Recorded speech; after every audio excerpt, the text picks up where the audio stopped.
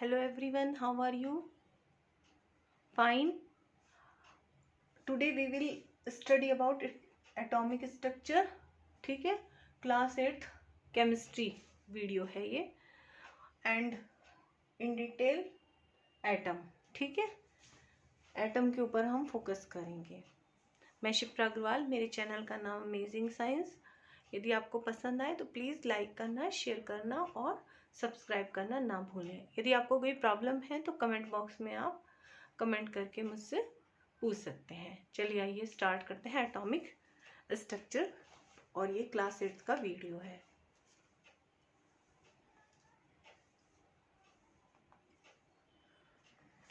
तो सबसे पहले हम एटम के बारे में जानेंगे. एटम क्या होता है? एटम हमारा एक ग्रीक वर्ड है, ठीक है, और इसका मतलब है इनडिविजिबल. इनडिविजिबल. पहले ये माना जाता था कि जो एटम है उसको फर्दर डिवाइड नहीं किया जा सकता, ठीक है. और इससे पहले हमने मैटर की कॉन्सेप्ट के बारे में भी हम जान चुके हैं कि जो हमारा मैटर होता है वो उस छोटे छोटे पार्टिकल से बना होता है, ठीक है. और इसी के आधार पर फिर जॉन डाल्टन थे, उन्होंने एटॉमिक थ्योरी प्रपोज की थी. तो हम एटॉमिक थ्योरी के बारे में जानेंगे एटम को जानने से पहले. इससे पहले कन्नाडा थे, जो कन्नड़ थे, ठीक है, वो इंडियन फिलोसफर थे. उन्होंने इन पार्टिकल्स को परमाणु कहा था, जो आज के एटम है. परमाणु, हिंदी में भी परमाणु और इंग्लिश में भी ये परमाणु टर्म है, ठीक है. परमाणु का जो मीन होता है वो वही होता है कि जो बहुत छोटे से छोटा पार्टिकल होता है, छोटे से छोटा जो पार्टिकल होता है, ठीक है. और जब दो, उसे ही हम एटम कहते हैं, परमाणु को ही हम एटम कहते हैं. जब दो एटम मिलते हैं तो उन्होंने कहा था दिव्याणु बनता है, दिव्याणु, ठीक है. और तीन मिलते हैं तो उन्होंने कहा था कि ट्रान, ठीक है, ट्रानु का ये बनते हैं, दिव्याणु का और ट्रानु का. इस तरह से परमाणु का, एक को उन्होंने परमाणु का या परमाणु कहा था. उसके बाद सबसे फेमस जो थ्योरी थी वो एटम के बारे में आपके डाल्टन ने दी थी. जॉन डाल्टन थे, ठीक है. 1803 में इन्होंने सबसे पहले एक थ्योरी प्रस्तुत की थी. उस थ्योरी को, ठीक है, डाल्टन्स एटॉमिक थ्योरी के नाम से जाना जाता है. और उसमें उन्होंने जो भी अपनी केमिकल ऑब्जर्वेशंस थी उनको लॉज ऑफ केमिकल कॉम्बिनेशन के बेस पर दिया था. लेकिन ये फिर कुछ केमिकल एक्टिविटीज को एक्सप्लेन करने में फेल हो गया था, तो ये ज़्यादा नहीं चल पाया था, ठीक है. कुछ इसके मेन पोस्टुलेट्स थे डाल्टन्स एटॉमिक थ्योरी के. उन्होंने ये कहा था कि मैटर जो है छोटे छोटे कणों से मिलकर बना होता है, उन कणों को ही हम एटम कहते हैं, ठीक है. और जो एटम होता है, मैंने भी बताया, वो कैसा होता है? इनडिविजिबल होता है, यानी कि फर्दर उसको आप डिवाइड नहीं कर सकते हो. लेकिन अब तो आप जानते ही हो कि एटम को हम दोबारा से डिवाइड कर सकते हैं, है ना. न्यूक्लियस होता है उसका, फिर इलेक्ट्रॉन, प्रोटॉन, न्यूट्रॉन में, फिर वो अब तो और भी ज़्यादा आ गए हैं. इलेक्ट्रॉन को भी एंटी इलेक्ट्रॉनों, न्यूट्रॉनों, एंटी न्यूट्रिनो और पॉजिट्रॉनों, बहुत सारी अब चीज़ें आ गई हैं, ठीक है. तो इसलिए ये इनकी थ्योरी बाद में फेल हो गई थी. उन्होंने ये कहा था कि जो एक तरह के एलिमेंट्स होते हैं, ठीक है, उनके जो एटम्स होते हैं वो सारे के सारे एक जैसे होते हैं, लेकिन जो डिफरेंट डिफरेंट एलिमेंट्स होते हैं उनके एटम्स डिफर होते हैं. और बहुत सारे एटम्स जब कंबाइन करते हैं तो वो कंपाउंड या मॉलिक्यूल्स बनाते हैं, लेकिन वो एटम एक सिंपल रेशो में ही कंबाइन करते हैं, होल नंबर रेशो में कंबाइन करते हैं. और एटम को उन्होंने स्मॉलेस्ट यूनिट कहा था, ठीक है. स्मॉलेस्ट यूनिट कहा था किसकी? ऑफ मैटर, ठीक है, कि मैटर की सबसे छोटी यूनिट होती है. फिर बाद में इसकी जगह पर मॉडर्न एटॉमिक थ्योरी दी गई थी. डाल्टन्स एटॉमिक थ्योरी को हटा दिया गया था, ठीक है. और उसके बाद आपकी आई थी मॉडर्न एटॉमिक थ्योरी, ठीक है. जो मॉडर्न एटॉमिक थ्योरी थी उसने सबसे पहले यही कहा कि जो एटम है वो डिस्ट्रक्टेबल है, ठीक है, वो डिस्ट्रक्टेबल है, डिस्ट्रक्टेबल है कौन, एटम, ठीक है, जबकि डाल्टन ने ये कहा था कि वो इंडिस्ट्रक्टेबल है। और एटम को दोबारा से डिवाइड किया जा सकता है किसमें, पता ही है आपको, इलेक्ट्रॉन, प्रोटॉन एंड न्यूट्रॉन में, ठीक है, अकॉर्डिंग टू मॉडर्न थ्योरी। जो एटम सेम मतलब एक ही एलिमेंट के जो एटम्स हैं वो may not be alike as seen in case of isotopes. जो आइसोटोप्स होते हैं उनके तो एक जैसे होते हैं, लेकिन जो डिफरेंट होते हैं उनके एटम्स भी अलग होते हैं, ठीक है। उन्होंने भी यही कहा था, मॉडर्न एटॉमिक थ्योरी में भी यही कहा गया है कि एटम जो है वो स्मॉलेस्ट यूनिट है किसकी, मैटर की, और वही केमिकल रिएक्शन में पार्टिसिपेट करता है, केमिकल रिएक्शन में पार्टिसिपेट करता है, ठीक है। इतना क्लियर है आपको, अच्छे से समझ में आ रहा है, ओके। तो अब हम एटम को ड्रॉ करते हैं, देखिएगा ये हमारा न्यूक्लियस है, ये एटम के चारों ओर ऑर्बिट्स हैं, शेल्स बोलते हैं, ऑर्बिट्स, ऑर्बिट्स, ठीक है। तो इनमें जो है न्यूक्लियस में कौन कौन रहता है, न्यूट्रॉन और प्रोटॉन रहते हैं। ये जो आपके बाहर आपको दिखाई दे रहे हैं शेल्स, जिन्हें आपने ऑर्बिट्स कहा है, इनमें आपके इलेक्ट्रॉन पाए जाते हैं, ठीक है। इनमें कौन होता है, इलेक्ट्रॉन्स होते हैं जो घूमते रहते हैं। तो जो इलेक्ट्रॉन, प्रोटॉन और न्यूट्रॉन है वो क्या कहलाते हैं, सब एटॉमिक पार्टिकल्स। क्या कहलाते हैं, सब एटॉमिक पार्टिकल्स, ओके। अब एक साइंटिस्ट थे बाद में, विलियम क्रुक्स। कौन थे, विलियम क्रुक्स, ठीक है। जो विलियम क्रुक्स थे उन्होंने अपने एक्सपेरिमेंट में कैथोड रेज की डिस्कवरी की थी,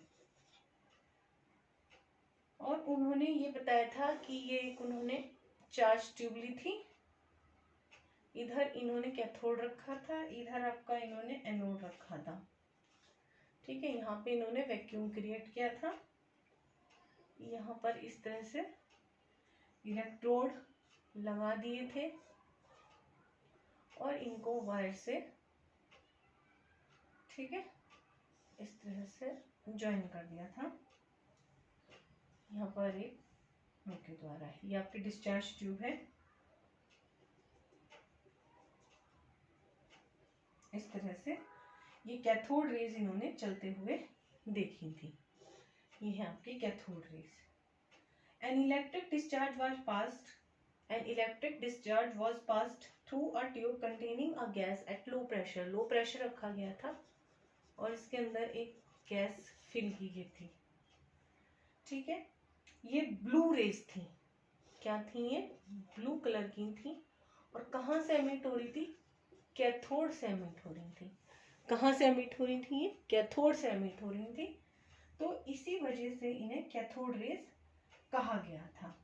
और इन कैथोड रेज के साथ ही हमारी इलेक्ट्रॉनों की डिस्कवरी भी हुई थी। किसने की थी, सब बच्चे जानते हैं, जे थॉमसन थे एक साइंटिस्ट, ठीक है, जे थॉमसन, ठीक है।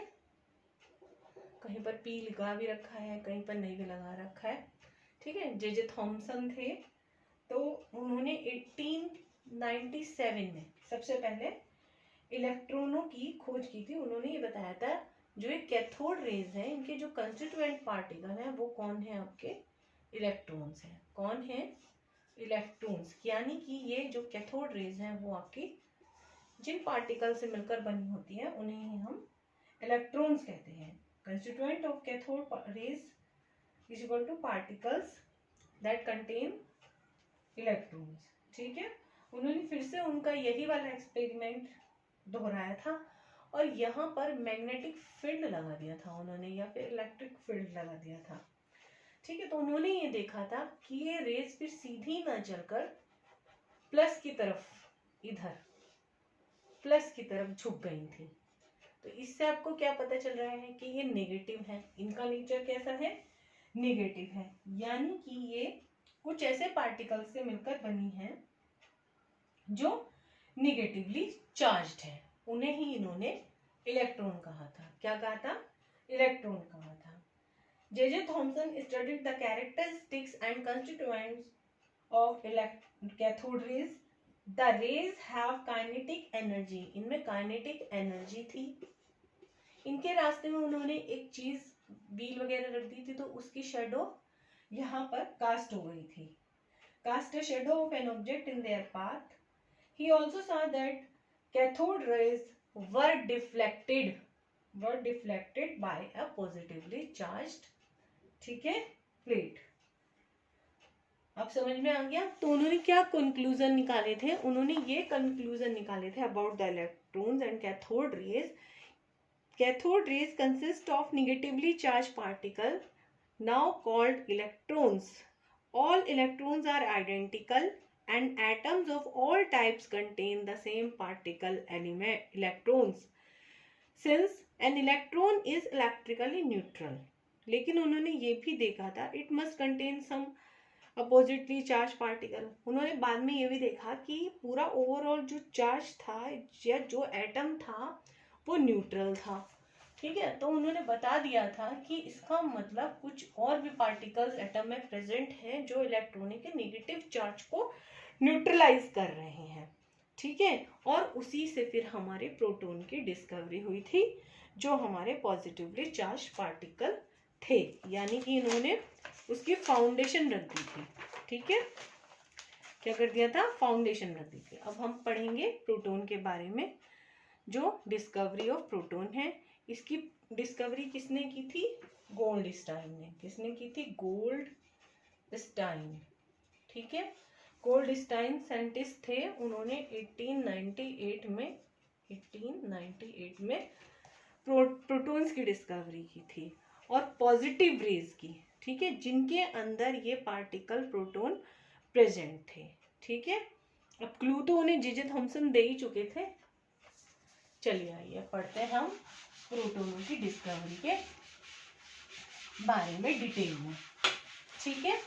अगर चैनल पसंद आ रहा हो, पढ़ाने का तरीका अच्छा लग रहा हो, तो प्लीज़ अपने फ्रेंड्स के साथ शेयर कर दीजिए। इतने सारे फ्रेंड्स होते हैं, आपके क्लासमेट्स होते हैं, व्हाट्सएप के ग्रुप बने हुए हैं, तो अपने फ्रेंड्स के साथ जरूर शेयर करें और उन्हें चैनल को सब्सक्राइब करने के लिए बोलें, ठीक है। और अगर पसंद आए तो प्लीज़ लाइक भी करते चलें।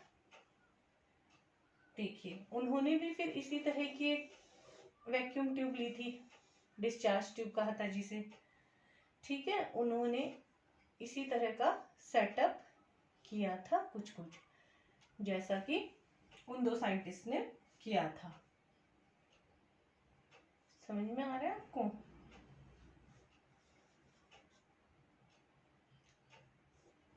ठीक है, कुछ ऐसा सेटअप उन्होंने किया था।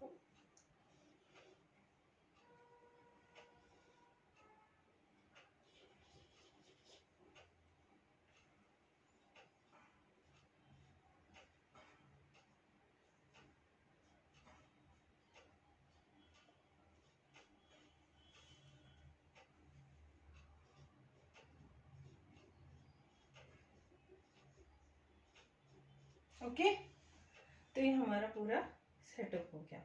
उन्होंने हल्का सा इसे मॉडिफाई किया था। ये देख रहे हो आप यहाँ पर बीच में मॉडिफिकेशन को ऑब्जर्व कर रहे होंगे। ये परफोरेटेड है, तो उन्होंने परफोरेटेड ट्यूब ली थी। परफोरेटेड का क्या मतलब होता है? छिद्रित, जिसके अंदर जाली जैसे छोटे छोटे से होल होते हैं, ठीक है। तो उन्होंने परफोरेटेड कैथोड लिया था गोल्डस्टाइन ने। तो उन्होंने ये देखा कि एनोड से, ये जैसे एनोड है आपका, एनोड, और ये आपका परफोरेटेड कैथोड है। तो उन्होंने ये देखा, ये ऑब्जर्व किया कि जिस तरह से कैथोड से कुछ पार्टिकल्स एनोड की तरफ जा रहे थे, इसी तरह से एनोड से भी एक तरह की नई रेज निकल रही थी जो इन होल में से होकर गुजर रहे थे। इन्हें उन्होंने एनोड रेज कहा। क्या कहा? एनोड रेज, ठीक है। और फिर जब उन्होंने ऑब्जर्वेशन की तो देखा कि ये जो एनोड रेज थी, ये पॉजिटिवली चार्ज पार्टिकल्स से मिलकर बनी हुई थी।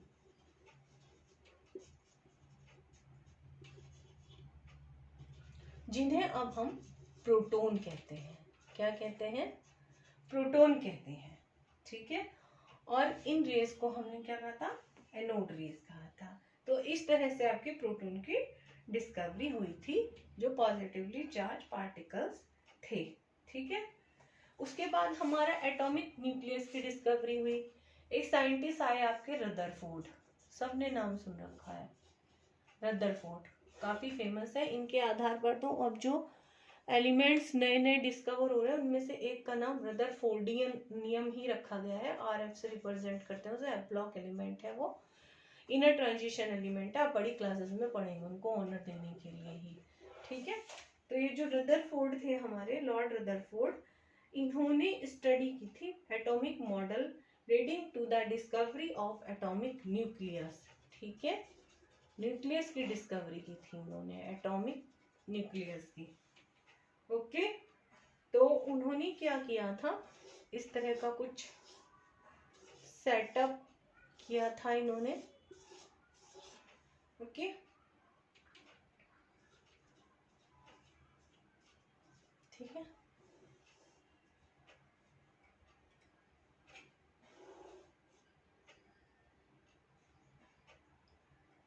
इस तरह का कुछ सेटअप था उनका। ठीक है। इस तरह से उन्होंने कुछ सेटअप किया था। तो ये मान लिया, सपोज करिए आपका एटम है। ओके।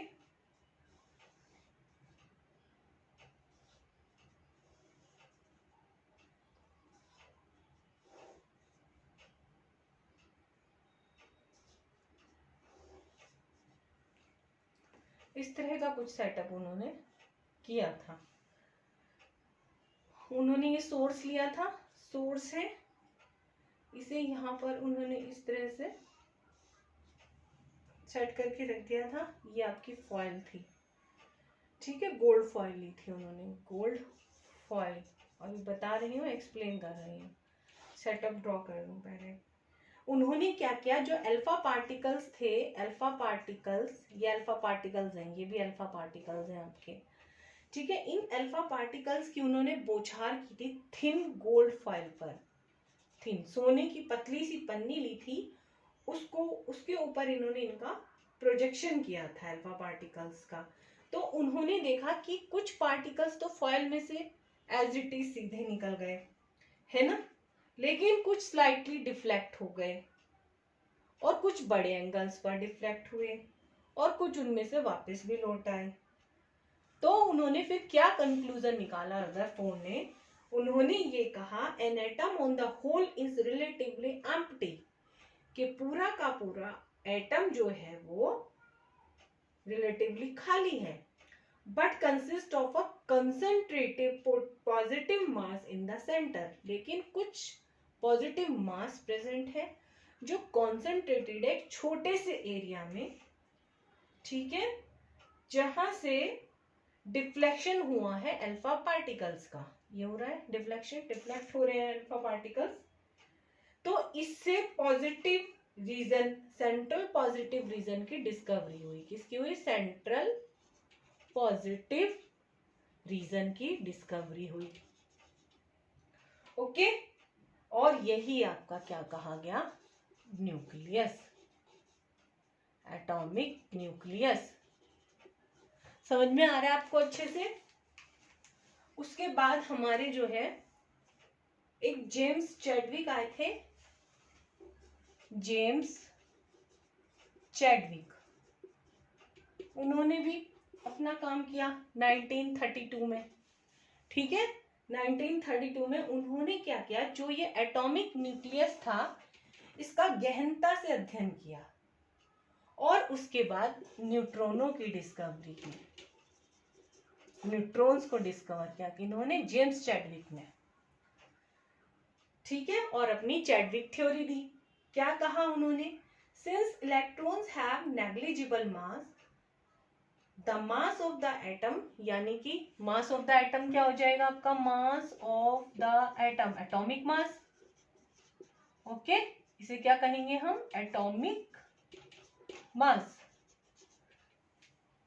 तो atomic mass should be equal, भाई इलेक्ट्रॉनों का तो जो मास है वो बड़ी क्लासेस में आप पढ़ोगे, हाइड्रोजन के मास का 1/1837 पार्ट होता है हाइड्रोजन एटम का। ठीक है, ये तो आप बड़ी क्लासेस में पढ़ोगे, अभी आपके सिलेबस में इतना ज्यादा नहीं है। तो उन्होंने ये कहा कि जब इलेक्ट्रॉन्स है उनका जो मास है वो नेग्लिजिबल है, नेग्लिजिबल जिएबल है, यानी कि नगण्य है। ठीक है, जब वो नेग्लिजिबल है तो सारा का सारा जो एटॉमिक मास है आपका वो किसके इक्वल होना चाहिए, वो तो आपका न्यूक्लियस में जो प्रेजेंट हैंगे उनके मास के इक्वल होना चाहिए। न्यूक्लियस में क्या बता दिया था कि भाई प्रोटॉन प्रेजेंट है, प्रोटॉन्स है ना, ये बताया ना, यहाँ पे सेंट्रल पार्ट पॉजिटिवली चार्ज है, कुछ टकरा के जिससे वापस लौट रहे हैं, है ना।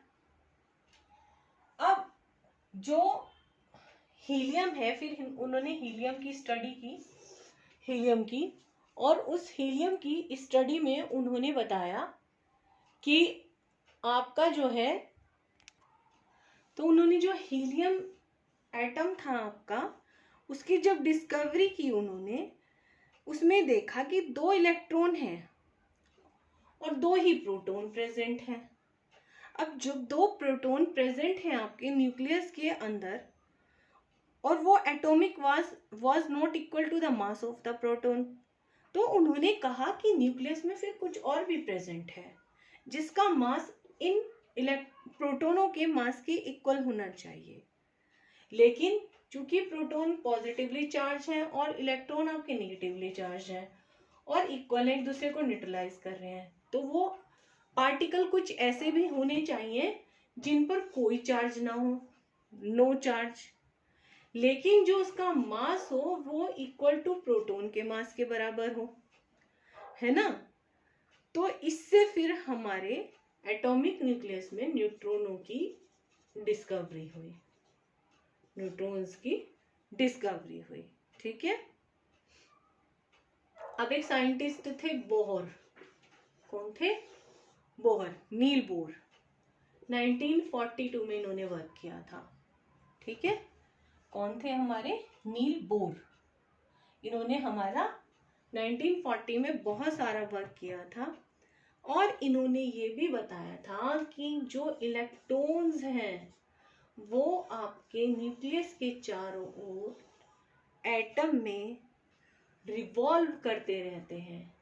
Electrons revolve round the nucleus in fixed orbit, और उन्होंने एनर्जी लेवल्स कहा था, एनर्जी लेवल्स। ठीक है, ये जो आपके ऑर्बिट्स हैंगे जो न्यूक्लियस के चारों ओर पाए जाते हैं, जिनमें के इलेक्ट्रॉनों के रहने की प्रोबेबिलिटी सर्वाधिक होती है, सबसे ज्यादा होती है। इन एनर्जी लेवल्स को 1, 2, 3, 4 एंड सो ऑन, या KLMN, इंग्लिश के कैपिटल लेटर्स KLMN से, या फिर 1, 2, 3, 4 से रिप्रेजेंट करते हैं। ठीक है, और इनके लिए जो इंटीजर यूज करते हैं वो स्मॉल n होता है आपका। जो इलेक्ट्रॉन्स हैं वो न्यूक्लियस के चारों ओर घूमते रहते हैं और वो 1 एनर्जी लेवल में भी हो सकते हैं, 2 एनर्जी लेवल में भी हो सकते हैं, 3 एनर्जी लेवल्स में भी हो सकते हैं। तो अब हम जो है मॉडर्न एटॉमिक थ्योरी के अकॉर्डिंग अपने एटम का स्ट्रक्चर देखेंगे। ये सब साइंटिस्ट के बारे में तो आपको अच्छे से पता चल गया और आप जान ही गए होंगे, सारी डिस्कवरी आपको अच्छे से समझ में आ गई होगी इजी वे में। ठीक है, तो अब हम मॉडर्न थ्योरी के अकॉर्डिंग अपने एटम के स्ट्रक्चर पर कॉन्सेंट्रेट करेंगे। ठीक है, इसके सब एटॉमिक पार्टिकल आपको पता चल ही गया, इलेक्ट्रॉन, प्रोटॉन एंड न्यूट्रॉन है। न्यूक्लियस है, न्यूक्लियस के अंदर आपके प्रोटॉन प्लस न्यूट्रॉन रहते हैं और इसके चारों ऑर्बिट्स होता है ऑर्बिट में आपके इलेक्ट्रॉन घूमते रहते हैं। इन्हें हम शेल्स भी कहते हैं, शेल्स और ऑर्बिट्स। ठीक है, और ये न्यूक्लियस के चारों ओर पाए जाते हैं। ठीक है, तो बनाइए इसका स्ट्रक्चर। ये आपका न्यूक्लियस हो गया और ये आपके शेल्स हो गए या फिर ऑर्बिट्स हो गए हैं। अब हम एक ले लेते हैं एलिमेंट, कार्बन ले लेते हैं। ठीक है, 6C12 इसका सिंबल होता है।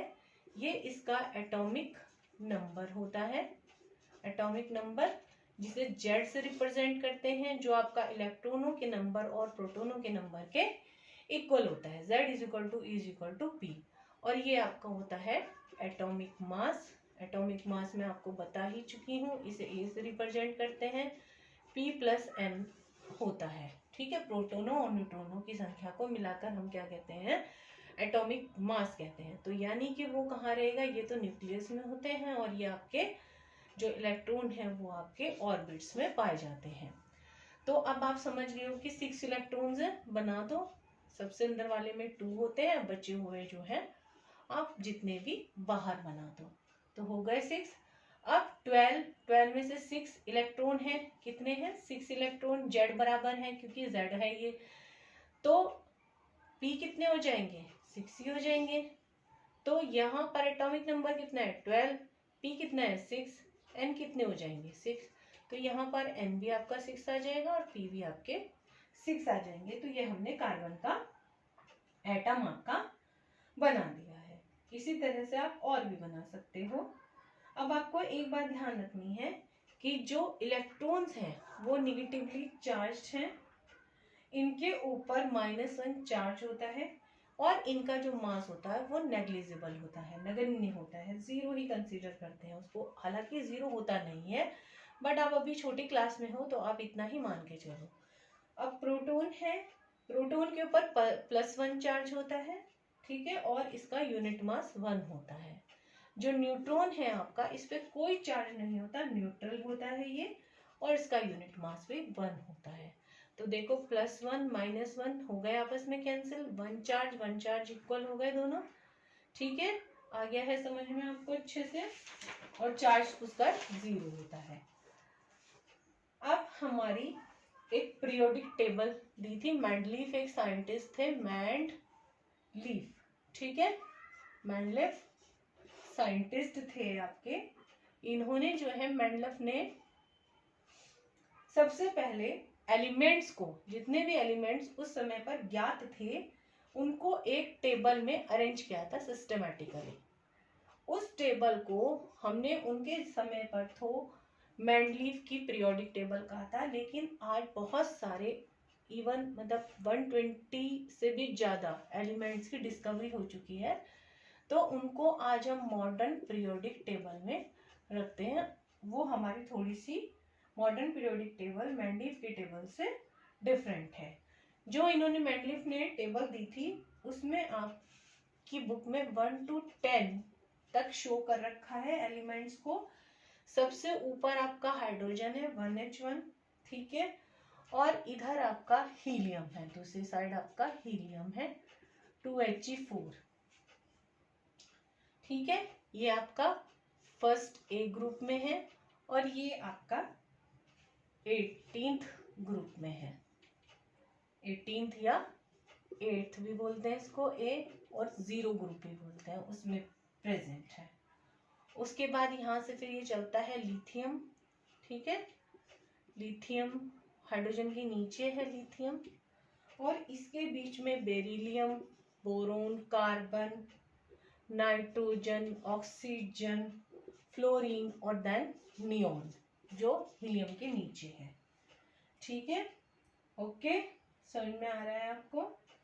तो इसका 3 है, 4 है, 5 है, 6 है, 7 है, 8 है, 9 है और ये 10 है, 10 क्या, एटॉमिक नंबर।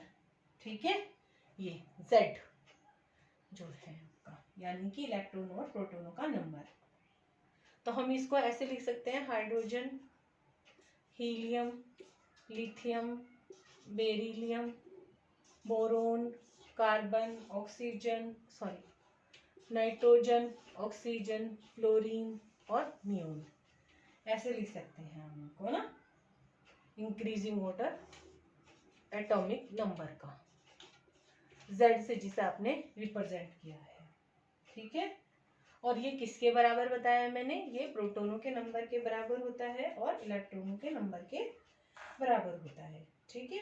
और मास नंबर मैंने आपको बता दिया, मास नंबर जो है ये एटॉमिक मास या मास नंबर इसको बोलते हैं, ए से रिप्रेजेंट करते हैं, यह आपका P प्लस N के बराबर होता है, प्रोटॉनों के नंबर प्लस न्यूट्रॉनों के नंबर के इक्वल होता है। ये मैंने आपको कार्बन में सॉल्व भी करके दिखा दिया है। एक दो और करते हैं, चलिए। 2He4 है, हीलियम का अभी बताया आपको, तो ये आपका Z हो गया, ये आपका A हो गया। Z किसके बराबर है, E is equal to P के, यानी इलेक्ट्रॉन भी दो प्रोटॉन भी दो। A किसके बराबर है, 4 के, A का फॉर्मूला क्या बताया, N plus P is equal to 4। P पता चल गया आपको 2 है, तो N फाइंड कर सकते हो, N आपके आ गया 4 माइनस 2 इज इक्वल टू 2, ठीक है, ओके। तो इसमें यानी कि 2 प्रोटॉन हैं, 2 न्यूट्रॉन हैं, 2 ही इलेक्ट्रॉन है, किसमें, हीलियम में। अब हमारा आता है एटॉमिक वेट। जो एटॉमिक वेट है हमारा, वो रिलेटिव एटॉमिक मास के बराबर होता है। Mass of an element atom determined by indirect method is found to be very small. They were taken in comparison with other particles such as hydrogen or later carbon as the standard for comparison. जो relative atomic mass होता है, relative atomic mass, ठीक है, ये आपका is equal to number of times one molecule of the substance is heavier than the mass of an atom of hydrogen, या फिर number of times किसके, one molecule of the substance is heavier than the 1/12 mass of the carbon। जो carbon के एक atom के मास के 1/12 के equal होता है, कौन, रिलेटिव मॉलिक्यूलर मास आपका। और रिलेटिव एटॉमिक मास में तो आप एटम लेते हो, और अगर हम RMM की रिलेटिव मॉलिक्यूलर मास की बात करते हैं तो फिर हम यहाँ पे मॉलिक्यूल लेते हैं। दोबारा से सुनिएगा, relative atomic mass is equal to number of times one atom of an element is heavier than the 1/12 the mass of an atom of carbon. और जो number of times one molecule की बात कर रहे हैं हम, of the substance is heavier than the 1/12 mass of an atom of carbon, ठीक है, आ गया है समझ में आपको। अब इलेक्ट्रॉनिक कॉन्फ़िगरेशन के बारे में बात करते हैं कि इलेक्ट्रॉनिक कॉन्फ़िगरेशन हमारा क्या होता है, उसको हम किस तरह से डिस्क्राइब करेंगे, ठीक है, ओके। आपका जो है वो इलेक्ट्रॉनिक कॉन्फ़िगरेशन क्या होता है। Electronic configuration, distribution of electrons in an atom, distribution of electrons in an atom, किसी भी एटम में इलेक्ट्रॉनों के जो पाए जाने का मेथड होता है या डिस्ट्रीब्यूशन होता है, उसे ही हम क्या कहते हैं, इलेक्ट्रॉनिक कॉन्फ़िगरेशन कहते हैं। अभी इसका जो फॉर्मूला है जिसके अकॉर्डिंग ये पाया जाता है 2n², ठीक है, जहां पर n मैंने आपको बताया था वो क्या होता है, ऑर्बिट या शेल्स का नंबर होता है। अब ऑर्बिट्स क्या होते हैं, ऑर्बिट्स इमेजिनरी होते हैं, टोटली इमेजिनरी पाथ्स हैं, इमेजिनरी पाथ जो न्यूक्लियस के चारों ओर पाए जाते हैं, ये ऑर्बिट होते हैं, और जिनमें इलेक्ट्रॉनों के पाए जाने की प्रोबेबिलिटी सर्वाधिक होती है, सबसे ज्यादा होती है, ठीक है। डिफरेंट टाइप के ऑर्बिट्स मैंने बताया था, 1, 2, 3 से रिप्रेजेंट करते हैं, या फिर KLM से रिप्रेजेंट करते हैं, कैपिटल लेटर्स से। और इसमें जो है फिलिंग करते हैं इलेक्ट्रॉनों की 2n² के अकॉर्डिंग। जैसे आपका पहले वाला है, ये पहले वाला ऑर्बिट है, तो 2 × 1² तो कितना आ जाएगा, 2 × 1 = 2, यानी कि इसमें हमेशा आपके पहले ऑर्बिट में, फर्स्ट ऑर्बिट में 2 इलेक्ट्रॉन्स होंगे। सेकंड में आप करिए 2 × 2², 2 × 4 = 8, यानी कि इसमें आपके 8 इलेक्ट्रॉन्स होंगे। थर्ड में करिएगा 2 × 2 कितना, 3 की पावर 2, यानी कि 2 × 9 = 18, इस तरह से होते हैं ये, ठीक है। अब अगर हम एक बड़े एलिमेंट या एटम की बात करें, जैसे कैल्शियम हो गया, सोडियम हो गया, सोडियम का हमारा 11 होता है, ठीक है। अगर हम इसका कॉन्फ़िगरेशन करते हैं सोडियम का, तो Na11 Na23 ये इसका सिंबल होता है। यहाँ पर 11 प्रोटॉन है, 11 ही इलेक्ट्रॉन है और Z भी 11 है, 11 है। ये आपका एटॉमिक नंबर है 23। तो n आप फाइंड कर सकते हैं, p से 12 है तो n आपका कितना आ जाएगा, 23 minus 12 is equal to 11 is equal to 12। तो न्यूट्रॉन आपके 12 आ जाएंगे। तो अब आप इनका इलेक्ट्रॉन कितने आ गए आपके 11, इनका कॉन्फ़िगरेशन करिए 2 8 1। ओके, ये आपका करेक्ट होगा। ये ऐसे नहीं करना है 2 9, ओके, क्योंकि सेकंड में 8 ही आने, 8 से ज्यादा इलेक्ट्रॉन नहीं आने के। इनकरेक्ट है और ये करेक्ट है। कैल्शियम का ले 20 Ca40 होता है इसका, यानी कि इसका एटॉमिक नंबर आपका 20 है। Z तो यानी कि E भी आपके 20 हैं और P भी आपके 20 हैं। N हो जाएंगे आपके 40 माइनस 20 यानी कि 20, ठीक है। तो इलेक्ट्रॉनों का आपका कॉन्फ़िगरेशन क्या बनता है इसमें, 20 इलेक्ट्रॉनों का 2 8 8 इस तरह से, ठीक है। आपका 2, कभी भी आप ऐसे 2 8 10 नहीं लिखेंगे, ये आपका रॉन्ग मेथड है, ठीक है। ये आपका करेक्ट मेथड है, आप ऐसे ही लिखेंगे।